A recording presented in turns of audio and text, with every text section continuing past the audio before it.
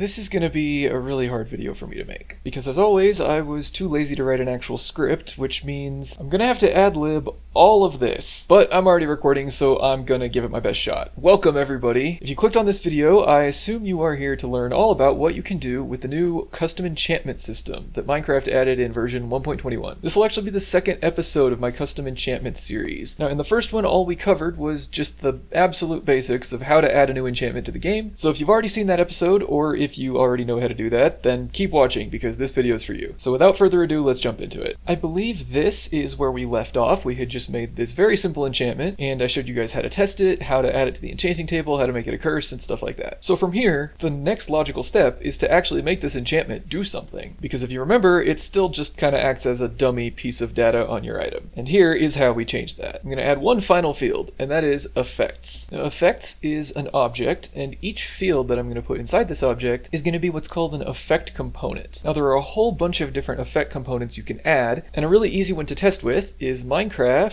hit block. So that's the first one I'm going to be adding. Now, most of these effect components follow a pretty similar format, and I'm going to start by just going over that format, and toward the end of the video I will be covering some other components that kind of do their own thing and don't follow that trend, but I'm kind of getting ahead of myself there, so let's just focus on this one for now. For most of these components, including hit block, they come in the form of a list of objects. Now, before I actually start filling this object with even more objects, I'm going to kind of explain the flow of how the game processes this component. For those of you who have messed with custom advancements, you may be familiar with how the advancement trigger system works. And I know I have basically made this exact same analogy in the past, but I thought it would be good to go over it again in this video. Advancement triggers detect when the player performs certain actions. So for example, when I place a block, it triggers the trigger called block placed. Now, any advancement that references that trigger is then checked to see if the player should be granted the advancement. And if all those checks pass, well, you get the advancement. These effect components work in a surprisingly similar way. Minecraft hit block actually acts a lot like an advancement trigger. It's basically an enchantment trigger, if you want to call it that. I have to be in survival to demonstrate this because it doesn't work in creative,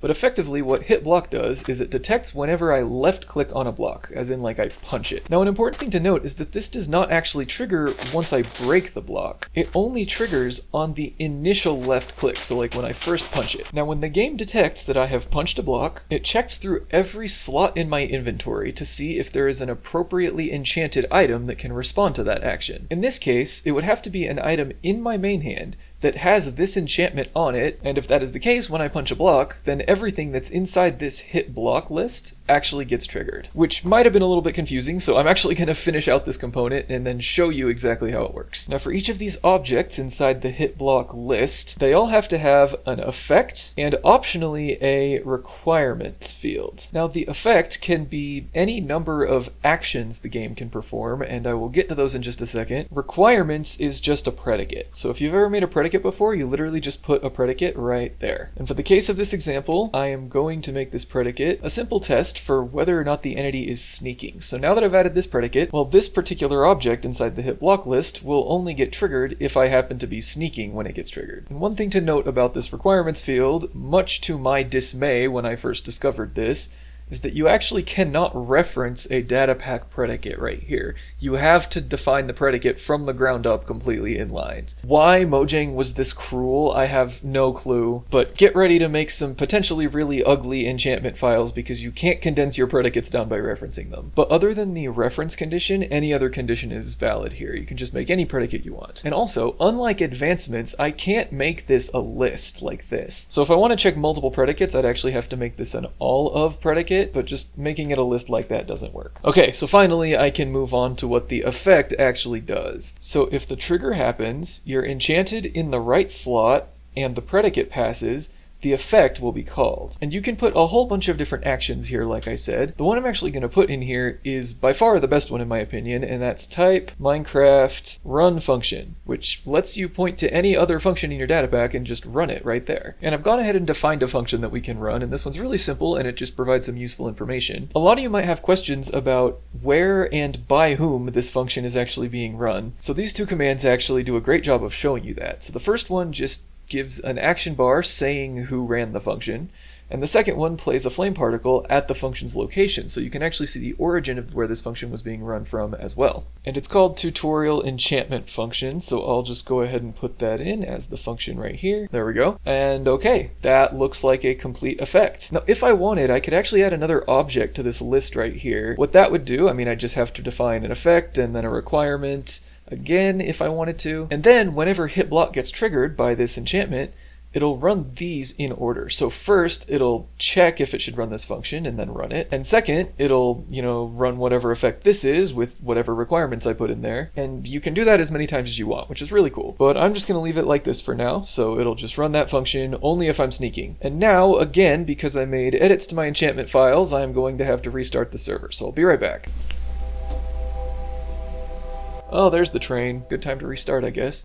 Okay, I'm back on the server after a restart. Let's go ahead and get a sword again, and then I'm going to enchant it. There we go. Oh yeah, it's still a curse. That's funny. And I'm actually up here on my barrier platform for a good reason, because barriers are a great block to test this enchantment on. If I go to survival mode, and then I sneak, which I said was in my requirement, and then I punch this block, well, there we go, look at that. The flame is showing up at the center of the block, and it's telling me that I am the one running the function. Because remember, that function was calling @s to go with the action bar. So it's saying my name because I am @s in this case. Now, the interesting thing you'll note is that these flame particles are actually showing up at the center of the block. Now, you can see the little outline of the barrier block that I am highlighting over. Barrier blocks are invisible, but you can see the little black outline, and the flames are showing up at their center. So basically what that means is that whenever hit block gets triggered from me punching a block, the origin of the function, and actually the origin of that entire component, is at the center of the block, which is very interesting. It's one of the reasons I wanted to use barriers or maybe something like glass for this, because as you can see, if I try it on the bedrock, well, the flames are showing up at the center of the block, which means we cannot see them. Oh, and also if I do this while not sneaking, nothing happens, which means that my requirement is working correctly.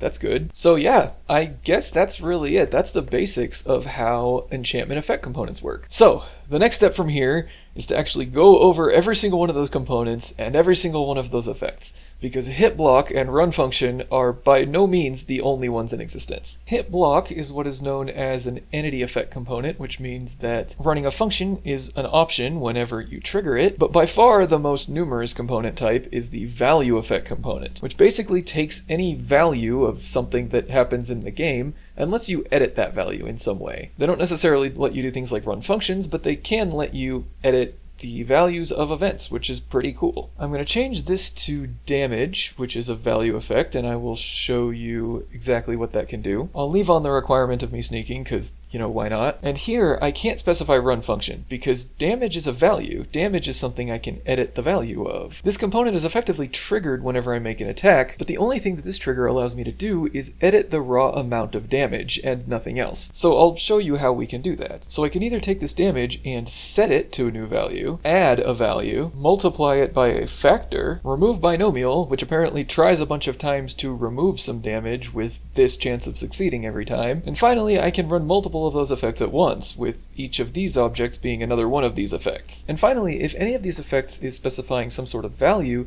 you can actually replace that value with a level-based value, which is an object, and the most common type you're going to be using is the linear type, which is basically the same as what we talked about last episode with this base and then per level above first. That basically means that if I have a higher level of this enchantment, it's going to add more and more and more damage, plus 20 every single time. Now, there are some other types of level-based values as well. This was just the linear one, but we've also got all of these. Now, I doubt these are going to be all that useful unless you're trying to do something really specific, so if you really want to see what they do, you can pause the video right here, or just go to the wiki page and read it for yourself, because I want to move on. From here, my goal is to give you a pretty good description of every single value that you can edit using one of those value effect components. So, without further ado, here they are. Damage does exactly what it sounds like. It triggers whenever you make an attack, and you can edit the amount of damage. In vanilla, it's called by pretty much every single one of the damaging attributes, including things like sharpness and smite and bane of arthropods. Knockback is also pretty self-explanatory. It lets you edit the knockback power of an enchantment. In vanilla, it is used by the knockback and punch enchantments. Armor effectiveness also triggers whenever you make an attack with the enchanted item, and you can edit a value between 0 and 1 to determine what fraction of the opponent's armor is actually considered during your attack. In vanilla, it is only used by the breach enchantment for maces. Smash damage per fallen block, as the name suggests, only applies to maces, and is pretty self-explanatory. It is is only used by the density enchantment. Next up is block experience, which only triggers when you mine a block that already drops XP, and then you can edit actually how much XP it drops. In vanilla, it's used by Silk Touch to set the dropped XP of ore blocks down to 0. Mob experience is actually kind of similar to block experience, in that whenever you kill a mob, you can edit how much XP it drops. And in vanilla, it's not used. I don't even know why they added it, but I guess I'm glad they did. Up next we have item damage, which triggers whenever the enchanted item loses durability, and it lets you edit how much durability was actually lost. The value here is the amount to remove. As you may have guessed, in vanilla it's used by unbreaking. Fishing time reduction affects the amount of time that your fishing bobber takes to hook a fish, and is used exclusively by lure. Fishing luck bonus affects the amount of luck that gets passed into the fishing loot table, and is used exclusively by luck of the sea. Next up we have equipment drops, which actually has one additional field inside this big object, which is affected. And affected can be either attacker or victim. Now the equipment drops component lets you edit how high of a chance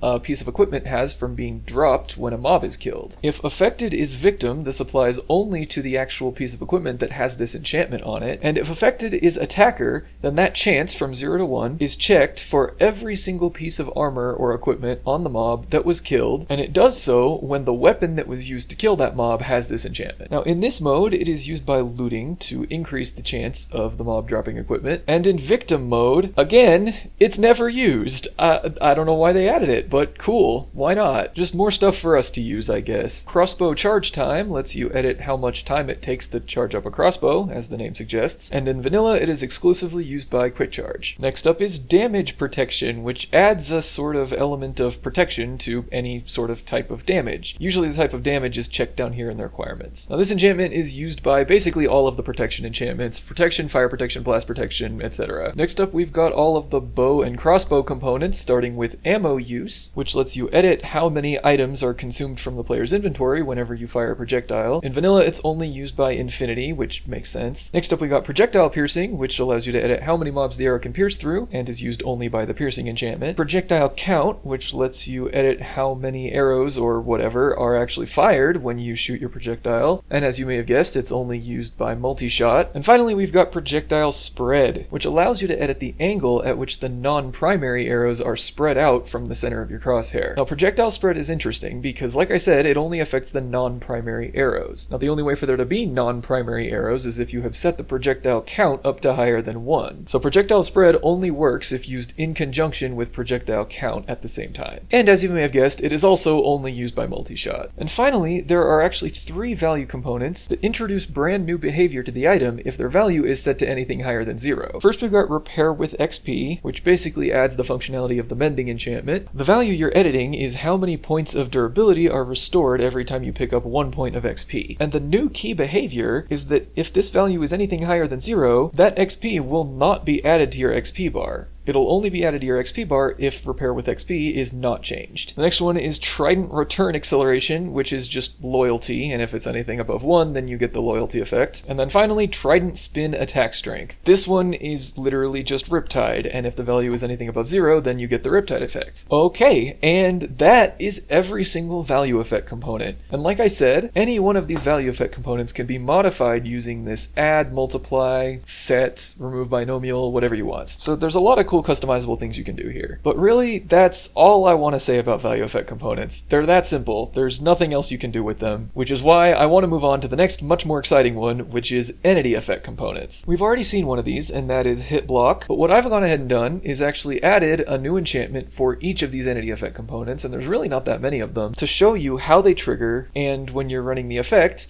who is at S, and where that effect runs. We've already seen hit block, but I'll go ahead and show you again just as a refresher. Whenever you punch a block, it runs the function, or whatever effect, as the entity that punched the block, and at the center of the block. But what I didn't mention about this trigger is that it also has an interesting secondary behavior. If you apply it to a bow, you can also get the same thing to happen for the arrow that you shoot. So I'm just going to fire an arrow, and you can see it says the entity this time was actually the arrow. So if I was running a function, the at S would actually be this arrow. And if you look really carefully, the flame particle no longer appears at the center of the block, it appears at the location where the arrow hit the block, which is interesting in and of itself. So this hit block trigger is effectively two different triggers in one, which is really, really cool. And of course, if you wanted it to only work for one of the two, then you could just add that to the requirements. So the requirements would require that this entity either be an arrow or a player, depending on who is doing the hitting. Now apparently, this crazy cool component was added specifically for use with the channeling enchantment, which is the only vanilla enchantment that uses it. It basically allows channeling to summon lightning if you hit a lightning rod with the trident, specifically when it is storming. So the part about the player punching blocks is never used in vanilla, and it's just so cool that they added it anyway. I think they were going to add it for the whole fire aspect lighting up candles thing, but that ended up not being added, so we'll maybe see that in the future, I guess. Okay, but let's go ahead and move on to the next entity effect, because there are a few others besides just hit block. Next up we've got projectile spawned, which just triggers whenever you fire any projectile using a bow or crossbow. So that can be an arrow or potentially a firework rocket if you're using a crossbow. And so if I fire this projectile, you'll see that it actually played the particle right where the projectile first spawned. Yeah, there we go.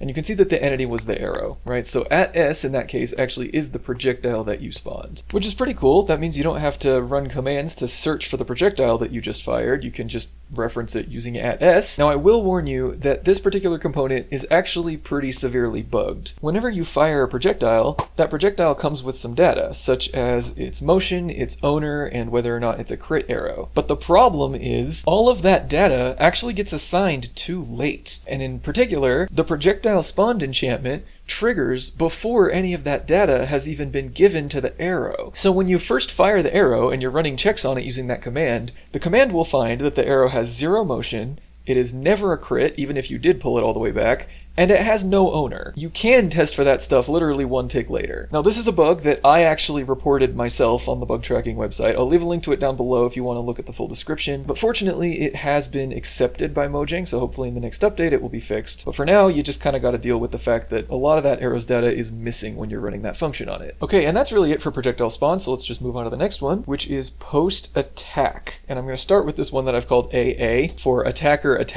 Now similarly to the equipment drops component that we covered earlier, this one also has some additional fields, and this one actually looks for both enchanted and affected. So enchanted is either attacker, victim, or direct entity, where the direct entity could be the actual arrow that was shot. And it basically says that this enchantment only works if the enchanted item is in the correct slot on the attacker that actually made the attack. And yes, by the way, post-attack just triggers whenever an attack happens, either on the player or from the player. So enchanted filters which one of those two it is. It's either attacker, victim, or direct entity. And then affected determines who is at S whenever the function runs. So it's, again, either attacker, victim, or direct entity. So in this case, I've specified that it's attacker both times, which means whenever I use this enchanted item to perform an attack, then this function is run on me. And I'll go ahead and show you that. I've given myself infinite resistance so that I can just fight Vindicators without really any repercussions. Now if I actually hit... Shut up. If I actually hit this guy, it will say that it's me, and you saw the little flame particle appeared at my feet. So the origin is at me, and I am the one who's getting the function. I made another post-attack enchantment called AV, which means enchanted attacker, and then affected victim. So what that means is that I have to be the one attacking, and then the function will be given to the Vindicator. So you can see that right here. It says entity Vindicator, and the flame particle appears at his feet. So you're already hopefully starting to see just how customizable the post-attack trigger is. I'll go on to the next one, which is VA. So enchanted is victim, and affected is attacker. And for this one, I'm going to spawn the Vindicator, hold the sword, go into survival mode, and then let him hit me. So it says it's him, right? I'm the one holding the enchanted item, and the function is being run on him. And by the way, that's exactly how Thorns works. If you, as the victim, are wearing the enchanted chestplate, then the attacker receives the effect, which is to receive damage. Okay, and I've got this last one, which is VV, and it's exactly what you expect. It's just enchanted victim and affected victim. So if I'm holding this sword and then I get attacked, it'll show that I am the one receiving the function. And notably, if I perform an attack with this sword, then nothing happens, right? Because it says the enchanted had to be the victim. Okay, and that's post-attack. We've only got one more entity effect left. Like I said, there are not very many of these. And that last one is just tick. So if I put on this tick enchantment, then you'll see that it's constantly showing the flame particles at my feet every tick as long as I'm holding the item. And then notably, as soon as I'm not holding the item anymore, it stops. It always runs as me, and there's no way to change that. And it just, as long as the requirements are met, and the enchantment is in the correct slot, then you'll just get a tick, which is really handy. As you'll see probably in a later video, I love this one because it allows me to take away ticking commands. Like, as you can see right now, because I'm not holding the item, there is absolutely nothing telling the game to tick. But as soon as I start holding it, then it just starts ticking, which is so much more efficient than having a ticking command that's constantly searching for whether or not I'm holding the correct item. This is just so convenient. I love it so much. Thank you for adding this. And it turns out that in vanilla, the only enchantment that actually uses it is Soul Speed, which is definitely, if you actually go into the enchantment files in vanilla, Soul Speed is by far the most complicated one, so I'm kind of not surprised. But anyway, yeah, that is every single entity effect component. There are only 4 of them, although like I said, some of them actually have multiple different use cases. Hitblock has 2, and post-attack is highly configurable. And in any case, once one of these triggers happens, the effect inside runs, and so far the only one I've showed you is the run function, but it turns out there are actually a lot of things you can do, and I'll scroll through the wiki briefly to show you what those are. You can specify all of to run multiple of these effects at once, apply mob effect to add a potion effect, directly apply damage to the enemy, directly apply damage to the item, as in removing the durability. Explode is a really cool one because it actually just creates an explosion, and this explosion is so crazily fine-tunable. I really wish they would add an explode command that had this many options. Kind of insane that the most customization we can get out of explosions is from very specific enchantment components. Whatever. Do you, Mojang, I guess. There's also Ignite to set the entity on fire, play a sound to play a sound, replace a block, which can change the block at the origin of the effect, or you can also specify an offset to specify a relative block nearby, replace disc, which the best way for me to describe that is that this is what Frostwalker uses. It just replaces a disc of ice. Then we got run function, which I've already shown you, set block properties, which can actually change the block state of the block without even touching what block it is, spawn particles, which can, spawn particles as if you were just running a particle command, and finally summon entity, which allows you to just summon any entity at the origin of the effect, and all you can do to that entity is make it join a team. You unfortunately cannot edit its NBT, which of course the workaround is you can just tell it to run a function that summons an entity and then set the NBT there. I probably personally will never be running summon entity, but it's there if you want to use it for whatever reason. I guess join team is pretty useful because it actually can directly add the entity to the same team as the player, which is actually kind of hard with functions, so this is pretty cool. And yeah, that's everything you can do. All of those effects can run after any one of these triggers that I just got through showing you. You can start to see why enchantments are so cool. There is so much they can do and so much they react to. And speaking of which, there's actually one trigger I still haven't shown off yet. I was saving it till the end because it actually has a bit more functionality than those triggers I've been showing you. And that final effect is location changed. Now this one is super cool. This one's only used by Soul Speed and Frostwalker, which in a moment you'll probably see why. Basically, it triggers whenever I move to a new block position. So you can see as soon as I cross the border of that block, the flame particle appears and then my name pops up. As I'm sprinting and jumping, you can see that the flame particles are like following me, and they're only getting triggered again whenever I cross a block boundary. This is a kind of detection capability that we've never had in vanilla before this, practically. If you wanted to do something like this, you probably would have had to set up something with scoreboards that's constantly ticking, and it would have been really ugly, but this just makes it so convenient. I mean, you can just cross block boundaries and it just triggers. It's so clean. This one is invocable from any slot, so I've got it in my main hand. It still works when it's in my offhand, which again, you can change that in the enchantment file if you want to. You can specify that it only works in certain slots. And yeah, it can run any of those effects I just showed you, so the same effects as the hit block and post attack and all of those. All of these that I just ran through on the wiki can actually be triggered by location changed. But the reason I was saving this one till last is because location changed actually has another thing it can do beyond just those effects. You can actually tell it to edit the player's attributes, as in give it modifiers for attributes. So this is basically how Soul Speed works. It checks if you've moved to a new block position, and if you are inside the block boundary of Soul Speed, which is really convenient because Soul Speed is not a full block, so you actually will be standing inside it, then it actually sets your speed to a higher value. And then when the location changes again, if you're no longer in Soul Speed, it'll take that modifier away. Again, the wiki actually has a lot of detail about how to actually accomplish this, but I thought I'd basically just give you a brief overview of what it can actually do, because I think it's super cool. I've already used it in one of my projects, which might be releasing in, I don't know, the next year or so. It's kind of huge. And yeah, that's it for entity effects. But wait, there's more.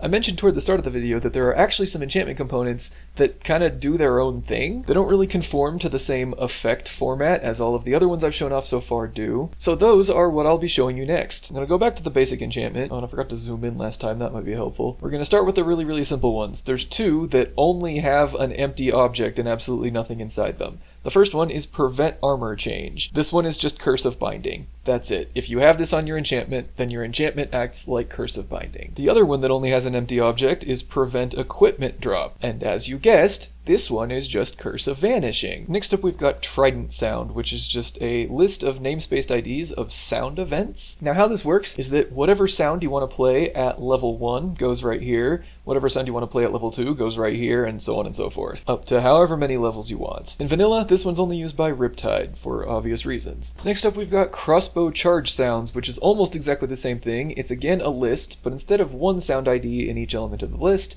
each element is now an object that has a start, mid, and end. So basically this first object triggers at level 1. When you start charging the crossbow, it plays this sound.